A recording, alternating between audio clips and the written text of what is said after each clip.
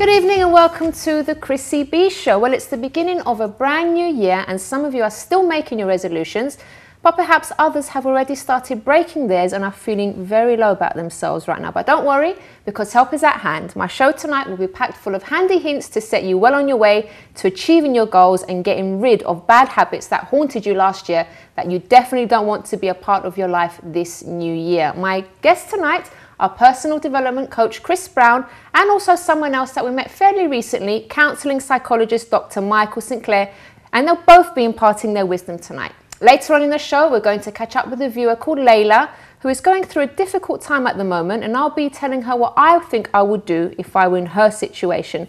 Plus, my guests will also be giving their input as well. So if you want to get in touch at any point, you can tweet Chrissy B Show or Facebook The Chrissy B Show, and you can also email chris@chrissybshow.tv. So let's say hello first to our first guest, Dr. Michael Sinclair. Hello. Hi, Chrissy. So good to see you again. You too. It's lovely to be here. Thanks for having me back.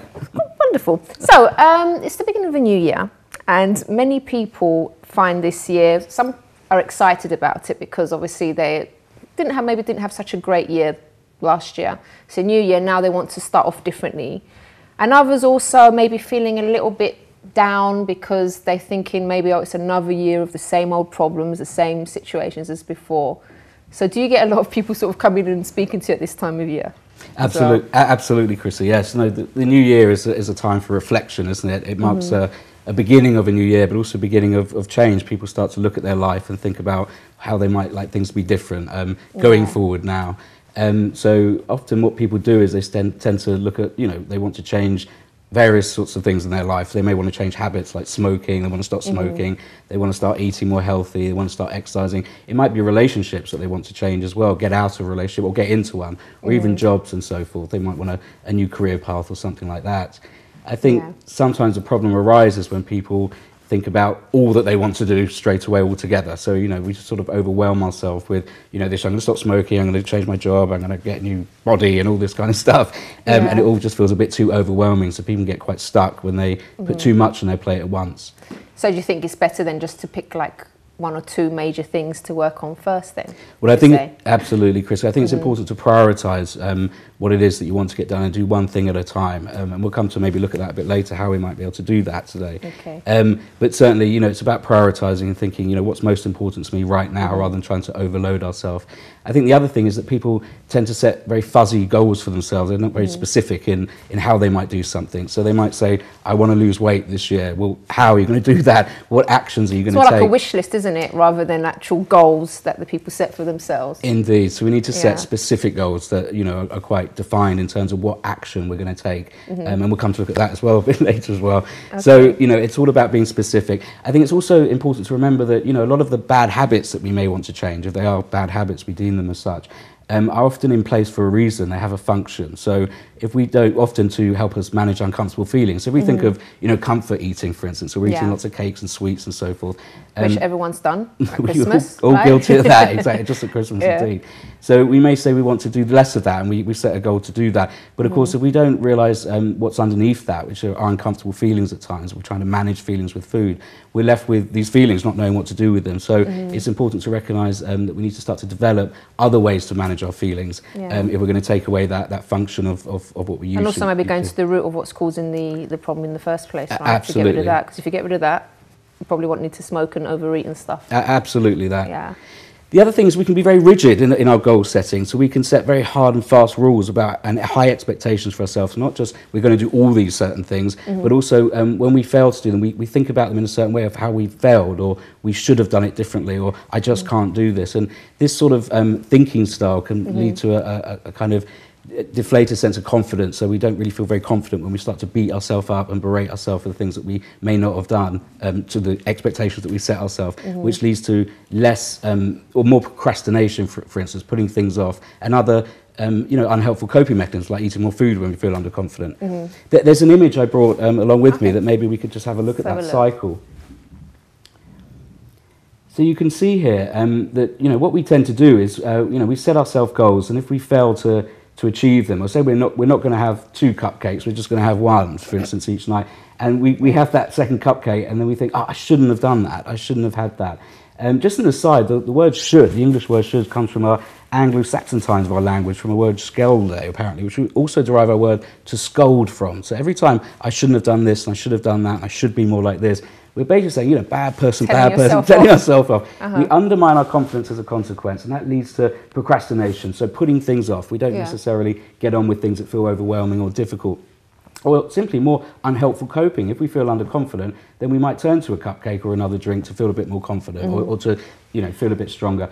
Or to not stop feeling so sad, for instance, which then leads to more self-critical thinking. So we can see this quite vicious cycle. We need to think about our thinking and try and think differently. Okay. How do we get out of that? Well, we need to put the past behind us, don't we? We need to stop focusing on what we shouldn't have done yesterday or what we should be doing more. So there's another image here that just some helpful coping mechanisms, for instance. Putting the past behind you. You know, I mean, what we need to realise is when we are beating ourselves up in the present, what we're doing is we're undermining our confidence, as we just said. We're increasing feelings of low mood and maybe anxiety, and then the underconfidence leads to more procrastination tomorrow. So we need to put the past behind us and realise it's all said and done. It doesn't matter what happened yesterday in that respect. What remains to be seen is what I can bring to my present right now and tomorrow, for instance. Yeah. So I mean, a lot of people are stuck in the past because they do feel guilty, and they and also whatever sometimes the past, what you've done in the past actually is affecting you at present, isn't it? So maybe that's why some people do find it hard to kind of forgive themselves or to move on, because they're still like bearing the consequences of what's happened. Absolutely, but you see, there's a lot that we'll be doing in relation to that exacerbates that distress for us in the present. So again, the way we're ruminating about it, we're staying focused on the past, particularly in this sort of self-critical or absolute terms in the way we're thinking. That has happened in the past. We're not saying it's not important and it's not something you want to learn from, but a sentence or a thought such as "I shouldn't have done that" can lead to underconfidence. But a thought that I would like to do that differently now, or I look forward to being different, or I look forward to changing that. Yeah, I won't do that again because I learned the hard way. Well, indeed, and what can I do differently now? So we want lots of cans in the way we're thinking about how we can move forward in terms of our productivity and our competencies in life, can you see? There's nothing we can do about the past. It's said and done, isn't it? We can't go back there and change it. How can people actually look forward to this new year and get on the right foot? Yeah, absolutely. I think it's really important that we recognise that there's two main motivators for our behaviour in life. There is the classic avoidance motivator. So this is our behaviours that are motivated by trying to avoid some feelings, for instance, within ourselves. These inevitably will never bring us a sense of well-being in life. They always bring more of what we don't want. The other motivator for our behaviour is value-based behaviour. So behaviours that are informed by our values, what's important to us, what brings us meaning in life. If we can just think of a scenario of two friends, let's say two sisters, they're identical. They're twin sisters, is what I'm trying to say. And they're running in the park, So they look exactly the same, they're doing the same behaviour, but their motivation for that behaviour is quite different. So one sister, who happens to be single, is desperate to find a partner in life, and she ate a load of junk food yesterday, a load of pizza and cakes and so forth. So she's running in the park there. She looks exactly the same as the sister, but in her mind she's thinking, oh my God, I'm fat and I'm ugly, I must run this off, I'm never going to find anyone, I'm going to be alone forever, this kind of thing. So that experience is avoided. I think you've just summed up what goes through most women's minds. Well, it's common for us, isn't it? And us men as well. So there's something there about, I'm running to avoid this situation, but ultimately these feelings of failure, of finding a boyfriend, and rejection of not being attractive, for instance. So she's running to avoid feelings, and inevitably she's going to feel very stressed when she's doing that. No sense of well-being at all as she runs through the park. Her sister, by contrast, may be having different thoughts in her mind on the back of her motivation, which is based on values. So her values in life might be along the lines of self-care, for instance. They might be about connectedness to the environment. It might be general fitness, for instance. So as she's running, she's in line with her values. She's not running out of fear. Can you see, particularly what we're saying, trying to avoid something within herself. And ultimately, she's going to have a much more fulfilling and satisfying experience running. So we need to understand that our values are most important to clarify. These are the things that guide us through life and serve as a kind of compass for a rich and meaningful life. They inform our decisions and help us make decisions and inform the behaviours we take in any context of life. But how can you be the more positive sister? The one who's running not out of fear, because she's aligned with her values. So she may have identified her values. So we need to identify. We need to identify our values. Absolutely that. Okay. So we can do that, of course. One way we can do that is sort of try and imagine a very sweet and satisfying memory that we may have experienced in life. It may be in any domain of our life. It could be at work or with family or and so forth. And we want to try and really vividly remember that scenario and remember what we were doing. And those behaviours that we were doing are probably in line with our values. Okay. So it could be at home doing the homework with my son, something like that. And okay, well, what is it about doing homework with your son that brings you meaning in life? Well, there's something about being connected to my son, maybe contributing to his life, maybe caring, being supportive, these sorts of things. These are the values that may be important for that person in order to then use to set other goals in their life.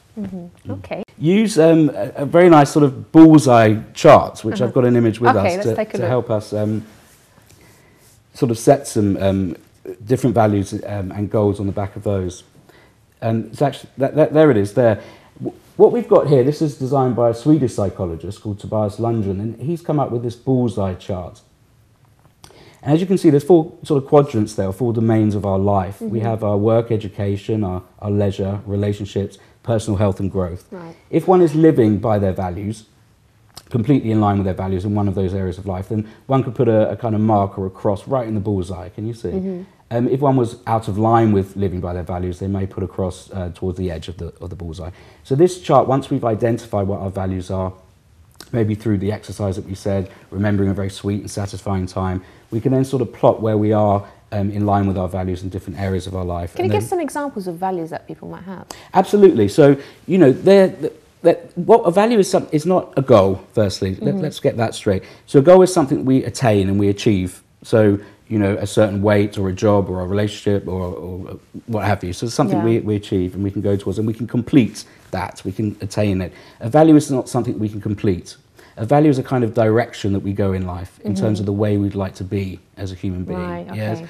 So, for instance, a value might be going west, whereas the goals are the bridges and the crossroads that we come across along the way. Can you see? So we can tick off. If you don't get your value, if you don't identify what your core values are, then it's no point in setting goals because you're not going to... Absolutely. I got it! So, thank you for that. That's exactly what we're trying to say here. So a lot of people don't succeed at their goals because they're often out of line with their values. They're more based on fear. So I must get the perfect body, but that's more about, because I will, not find a partner if I don't. So it's based on fear and trying to avoid feelings. But if that behaviour is in line with a value, then we're more likely to succeed. We need a motivator behind our behaviour. As we said, they're difficult to maintain, our new habits and ways of being. So unless we can remind ourselves of the motivation, which is a richer, more meaningful life, then we're less likely to succeed in it. Okay. Dr. Michael, you're going to stay with us. We're going to go to a quick break. We're also going to bring on Chris Brown, who's also going to be telling us how also we can stick to our New Year's resolutions and truly have a happy New Year. So join us after this.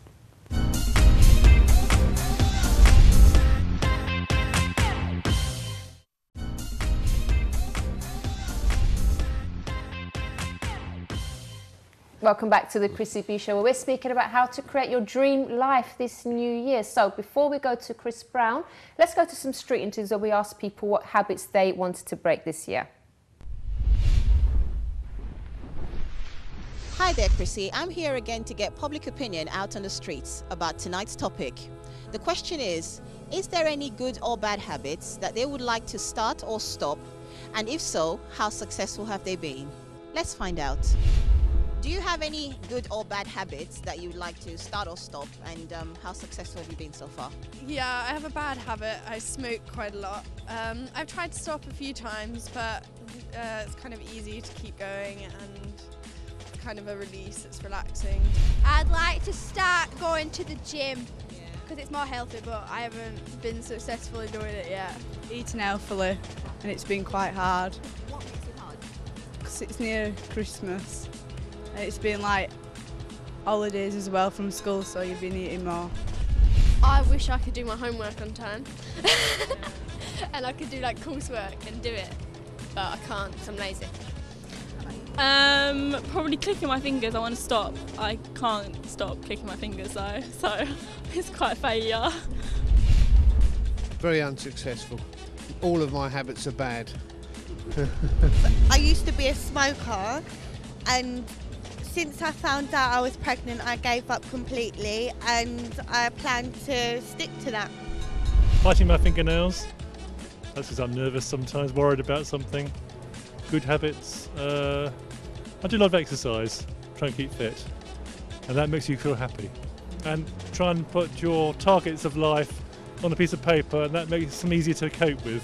Because sometimes you worry, and then you add things on a mental list, and you never stop adding to the list. So if you put them on a piece of paper, you might be able to control your worries. I'm pretty good at it. I kind of teach people to change habits, so I hope I practice what I preach, but I know that stress gets in the way. Biting my nails is a massive habit of mine. I have succeeded a few times, but every time I do succeed, something is then a reason to bring it back up, whether it being exams or schoolwork generally. And there we have it, Chrissy. Some of our respondents mentioned both good as well as bad habits. We wish them all the very best in the new year to end their bad habits and keep up the good ones. Back to you in the studio. Thank you, Excel. So now we also have Chris Brown on the sofa. Good evening, Chris. Good evening, Chrissy. How are you? I'm very good. I'm really happy about this year. Yes, Looking forward to it. Oh, yes. Oh, yes. Okay, so tell me what you thought about the interviews. Well, the interviews just had there, I thought they were very interesting, very good, setting goals, the reason why people set goals. But I realised one thing he kept saying is, I try. And I tend to fail on doing this and fail to do on that. And there's a whole catalyst of reasons why we set these goals. At the beginning of the year, we want to start a new page, get rid of the old one, completely clean, and live a new life. But what happens, it takes about 2 weeks and we fall back into the old one, right?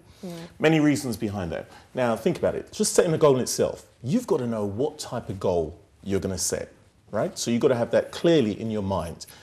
Number two on that is sometimes we set goals that are not realistic, much to what Dr. Michael's saying earlier on. They're not realistic goals. And we try and reach for these unrealistic goals. We get demotivated because we set them way too far ahead or too many of them. Too many of them. And again, that's exactly where I was going to go. He said it. We always get it, don't we? I'm nicking his point, sorry. Yeah, because we do. We set too many of them. We need to stick to one goal specifically, work that out, short term, medium, long term, right? And work at it bit by bit, one goal. But I'll tell you one thing that came up all the time, which was the one where they were talking about smoking. Yeah. And then they were talking about nodding away and drinking. Yeah, they're talking about drinking. Now, think about this. Let's set this scenario up. Let's say Michael, yourself, right? Okay, myself, right? And let's say, all right, Michael drinks, yeah? I drink, and we go out all the time. We've got a group of friends who drink, and they all drink. And then I decided all of a sudden that this year I'm going to stop drinking. So I've stopped drinking. But to be honest, I've got to be supported by the group around me. So before, Mark used to say, Chris, you're going to come for a drink and this, that, and the other. And I go, no, not this time. I'll come along and I'll have a juice alone. A little while after, I do it again. A little while after that, I do it again. And Michael thinks, well, I'm not going to ask Chris no more. He's no fun. He doesn't drink. So it's also changing the environment around you that supports what you actually do because you're going to go back into it. Same with your diets as well. All of a sudden, you want to lose weight. But there you go, sitting right in the cake shop, right, talking about this, that, and go shopping with all your friends and all that, and yeah, I'll have a bit of this, a bit of that. Go on, have it. You've got those group of people around you who's going to encourage you to do it at one point or another.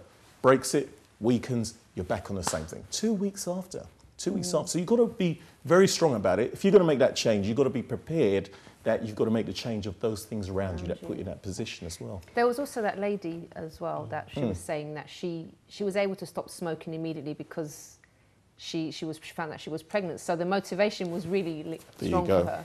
Absolutely. Again, it's going back to what we were saying earlier, maybe something about values in life. So it was probably more important for her to be sort of nurturing, caring towards her unborn child and towards her own body as well. So the motivation based on value was probably the thing that helped her to decide to stop smoking. The other lady who was trying to give up smoking as well actually said, well, you know, I'm not very successful at it because, you know, it's relaxing and it helps me de-stress. We must understand that these sorts of behaviours and bad habits, if you like, have a function. You know, we're intelligent human beings. We don't do anything if there isn't a gain. So we need to understand that, okay, we're going to give up smoking, but, you know, how are you going to cope with feeling stressed, actually, if you don't smoke anymore? You have to already know what you're going to do to exactly, as we were saying earlier, to manage those uncomfortable feelings. So it's very telling what the people on the street there were saying. You know, there's something very functional about behaviours, and if you're not willing to, you know, manage those feelings in another way, then you're not going to give up that behaviour. And there's that side as well, back to what you said, supporting that, there's that, as we talked earlier on, that sort of pleasure principle, whereas somebody all of a sudden they've had, let's say, a heart attack. They've had a heart attack. Straight away, they're training. They're eating the right things. They're getting fit. They're making sure they don't get into it. But if they didn't have that situation happen, they wouldn't have done it. It would have been hard to hit their goal. And it could be anything like that. To do with your health particularly, you find a lot of people, they're in the gym all the time. Oh, what motivated you? Oh, this is what happened to me, or that happened to me, or this happened, or I'm overweight now and they said this, that and the other. Yeah. You know? So as pleasure principle, some things push us into that direction, which is quite good. Well, the only thing is sometimes you might not get a chance, because if you're really not looking after your health and you have a heart attack, that could be it. That's the worrying thing about it. It's like, why do we have to kind of hit our face against a brick wall before we actually Well, that's it, isn't it? And we don't necessarily want to sort of wait for something to happen as well, but which is a trigger and a motivating factor. I mean, again, just going back onto this values principle, it is about, you know, we don't need anything to be in place or anyone to be in place to identify and act on our values. So without the heart attack happening, we can still think about, you know, self-care and looking after ourselves. Exactly. But it isn't until these events that people start to wake up. Yeah. Absolutely. Yeah. Also, going back to what you said earlier, Chris, there about, you know, sort of, you know, having people around you, you know, supporting you, for instance, is a major factor in all this. And the research tells us that if we make a kind of public display of our commitment, so we let people know that we're going to be doing this, and also, you know, talking through some of the obstacles that may arise with them around that we're more likely to stick to our goals as well. Yes. And if it isn't that we can tell other people, then it may be that we just make a commitment to ourselves. So, you know, writing it down and that's a good idea, telling everyone, because it's quite embarrassing if you don't stick to it, because then everyone knows. Well, exactly. That's the thing. Failure. That's the guy who didn't stick to it. That's the woman who didn't stick to it. That's quite interesting, though. That's a good idea. It's a way of making yourself accountable. Accountable to others, accountable to yourself at the same time. It's very important. Very important. But sometimes you'd find before you've made that goal, you don't want to tell anybody. Why? Because you've already given up in your head. You think, well, what if? And the what if is saying, well, I'm not going to do it. So you've got to actually get out there and say, One of the other things that came through on the VT there from the street was how a woman was sort of, you know, trying to give up smoking, I think, but, you know, she would just say that I'm lazy, and she was beating herself up, really. So, you know, again, going back to the principle that we need to think about the obstacles that get in the way of us meeting our goals and bringing on the reality we want for ourselves. So these obstacles may be both sort of internal to us and external. So as you were saying, externally, it might be about the environment around us, friends and so forth.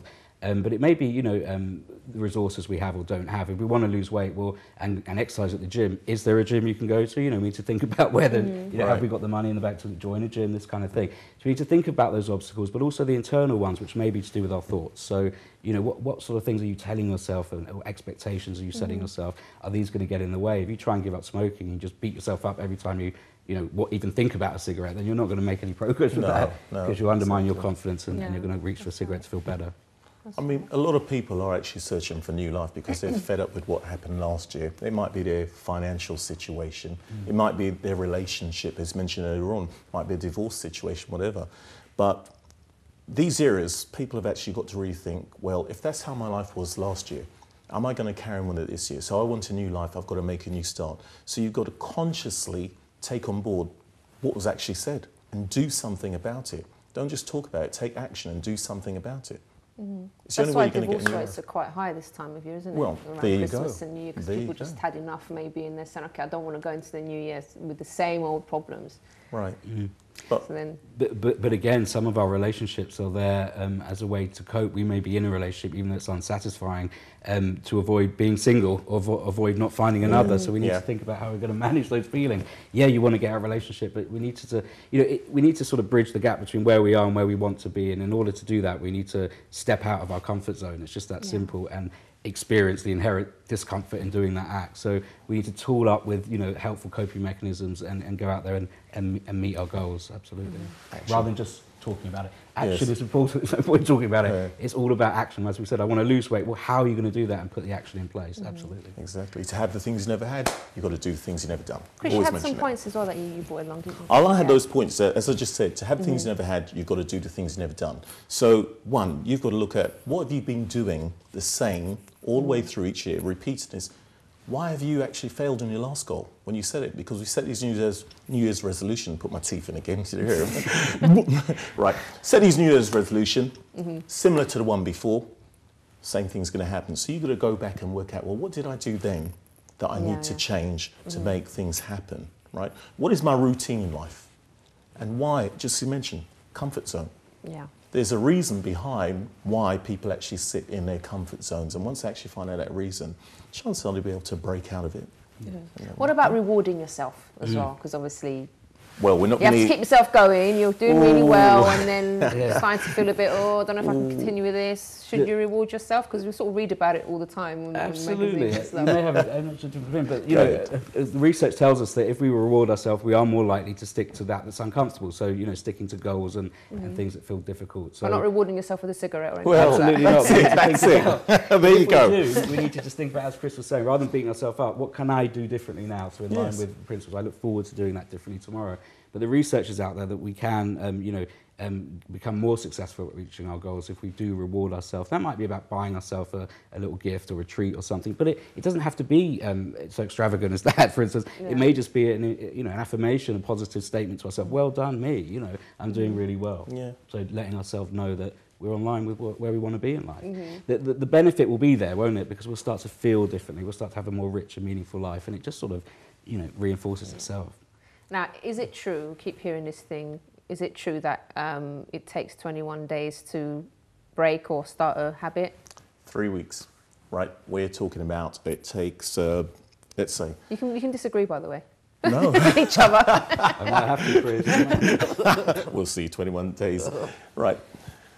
A habit takes 3 weeks to make and 3 weeks to break. I always use that principle in everything I actually do. And it is actually a fact within that, because you can, I don't know if you agree with that, but in that sense, after that period of time, something kicks in where it's automatic. It's like changing your diet. Your taste buds change and you'll get used to something. It's funny, I actually went through that one time. It's funny you're saying that. I remember saying, no, I wasn't a big fan of salad. I wasn't a big fan of salad. I was doing a lot of training and just put salad in it. It's like, all right, I'll eat it. All right, I'll eat it. Then after a while, it was like, where's the salad? Where's the salad? How do you know that's not because you've heard of this 21-day thing and you just kind of programmed your brain conditioning. To think? So maybe it's not actually 21 days, it's just because you I thought actually, it might work, so you just... Right, well, it's funny because... Am I getting too what's the word? Neuroscientist-y now. Neurolinguistic. Right, I was thinking about certain people that I've coached as well and used that. And obviously making that statement as well and going along with it. It does actually program you, and you do have to program your mind. All right, so it might be 22 days. But I'll tell you something, within that period... I could say 10 days in and I could be able to... What do you think? It depends on your self-motivation as well, how hard you are on yourself to actually do that within that time. Yeah. But is it a process of like 10 days, I've done it 10 days, I go back to it, right? Because it's something on the outside. It's not the actual 21 days, it's just the fact that you've set yourself like a... There's an inherent goal in the goal, isn't there? In that there respect, you go. And I think that's most helpful. So we need to sort of, work towards something and have a vision and all this kind of stuff. But the research tells us that 21, it could be 25, it could be 30, it could be 20 and so forth. So there isn't, a hard and fast rule. And I'd just be wary about that slightly because in a way we're setting expectation as well. So if, on day 22, we go back to our old habits, then we think we failed and really we start beating ourselves up and we're not normal and all this kind of stuff. So I think that has a detrimental impact on our confidence and our ability to move forward once again. So I just think we need to be a bit flexible around it. And the research tells us that 21 days isn't hard and fast. We are creatures of habit, and it's just about reinforcement, isn't it? And over 3 weeks, say 21 days, there's a lot of reinforcement that goes on. So indeed, so we're more likely to succeed at that point, but it's not absolutely on 21 days. It's delicate to talk about. I believe that if the individual has actually heard that and that's been set, they are going to work towards that within the, let's say, 2.5 weeks in. They've actually got a lot of pressure on them in that sense, and you are right, it's a lot of pressure, and if they feel they're going to fail. Now, with coaching someone, and between that, and we said, all right, 3 weeks at the end of the day, they've actually got a target, and they're going to try and go for that at the end of the day. And true to earth, you could have said 25 days, and they would have gone for that. Whichever one you say, there's going to be that goal that's going to say, I've got to do it by that time, I've got to do it by that time.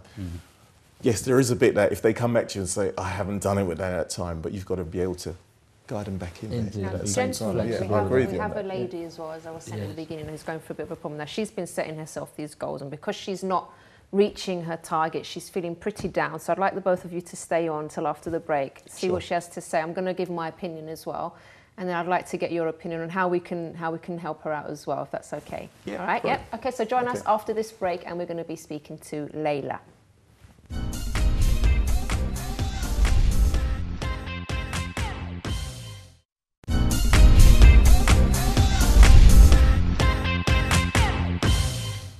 Welcome back. Let's go to this video now of a viewer that needs some advice.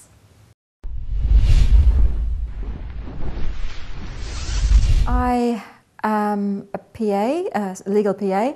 I have been working for the past 36 years. 34 of those I've been a legal PA, secretary. I have a very wide and varied background, legal background.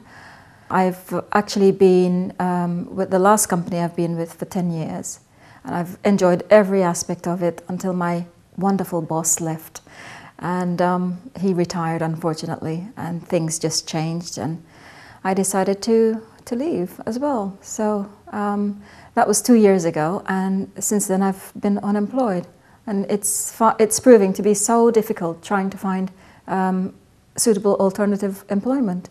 I just can't believe how difficult it is out there. I've been looking for secretarial PA work for the past 2 years, but it's proving to be so difficult. I mean, with my 34 years of legal experience, you would have thought by now, within a few months, I'd be able to get another legal PA job. But unfortunately, I've been out of work since then. For the past 18 months, I have been sent on a total of half a dozen jobs. But for some reason or another, it has been unsuccessful. I mean, I've even actually tried to divert my career by going into the world of acting and modeling. I have appeared as extras in videos, music videos, TV commercials and film extras, but nothing too major. Every week, Thursdays and Fridays, I would normally send an email to each of the agencies advising them of my availability for the following week, and follow up with a phone call, say Monday or Tuesday, you know, of the following week. But all they keep telling me is it's been very, very quiet and nothing's come in, and basically if the situation changes, they'll let me know. It is quite daunting to actually go ahead, go for a temp job. You're paying like £36 to come up to London for an interview, only to be turned away, you know, to say that you weren't a suitable candidate. A couple of them have actually said, you know, if there were two positions, they would have offered me the second position. But why can't I be offered the first position? That's what I'm worried about, you know. And the thing is, you're not allowed to actually phone up the company to ask what you've done wrong, or, you know. Every time I come up to London thinking, I have a positive attitude with every interview I have. And when I actually have my interviews, there is always like a positive vibe from the person that's interviewing me, the employer or the HR manageress. And as soon as I go back to the agency and phone them, it's always something negative. I was so stressed out. I worked 12 to 18 hours a day before, and it's not a problem. My kids are all grown up, you know, no problem whatsoever. I will work as long as the job entails me to. When I went back to the agency to find out what happened, they turned around and said that the HR manageress had said I wasn't willing to work overtime. So I could not have made it any clearer that it's not a problem for me to work overtime, because I enjoy my job as a legal secretary, PA, and I would rather actually just sit there, you know, work through a project to the very end, because it gives me that contentment to know that my bosses have successfully concluded and I've worked with them to see that job through to the end. I have a very supportive husband, and he's godsend. You know, so he's always supporting me no matter, you know, what goes on. I have been a legal secretarial PA for the past 34 years and have a very wide and varied legal background. But unfortunately, I have been out of work for the past 2 years. I've tried everything and I don't know what else I can do. So what would Chrissy do?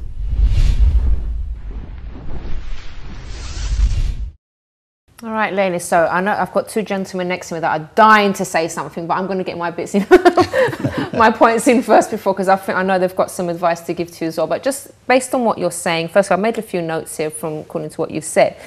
Now, I think the first thing you need to kind of realise is that it's nothing personal against you. I really don't think it's anything personal, because you've been employed, you know, you're employed for so many years before, and you've obviously got something good going for you. So I can see you're a bit teary during that interview as well, and maybe you have started to take it to heart and maybe think there's something wrong with you, but I really wouldn't take it personally, and a lot of people are going through in a similar situation than you at the time. Now, it's also tempting in this situation to look at what you don't have, which is a job, but please do also look at what you do have. You've got all that experience, you've got your looks, you've got your health, you've talking about the wonderful husband that you have as well. So it's not like you don't have anything around you or anything good going for you. You've got plenty of things, and try and concentrate on those things, because it's those things that are going to help you actually get to where you want to be as well. Now, one of the things, if I was in your situation, I would also continue to keep persevering. But as you said, you know, a couple of the interviews said that if they had two positions, they would give the second one to you. And I think it's good that you're questioning, okay, why didn't I get the first position?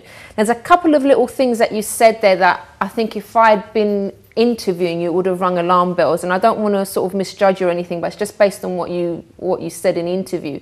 The first one is that you said that you worked for a wonderful boss and you were there for 10 years and then things changed.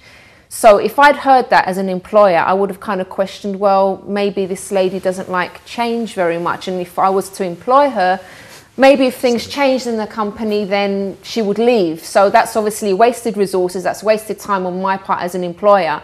And that would kind of make me question, you know, do you not get along with people? You know, things like that. And also, you talk a lot about your experience, but maybe in an interview, maybe like an employer is looking for someone that wants to develop, that wants to grow with the company. And maybe if you're going in and talking lots, I mean, it's good to talk about your experience, obviously, but if you're going into that interview and talking a lot about your experience, maybe that employer thinks, well, maybe she doesn't have anything to learn and she'll basically get bored and leave. Again, it's sort of wasting resources again. So perhaps when you go into an interview, talk about, you know, that you're willing to learn, you're willing to grow with the company, you're willing to, you know, change as well. So always sort of, I think it will be good to put that into an interview as well, because maybe the employer will think, oh, this job isn't for her because she knows everything already.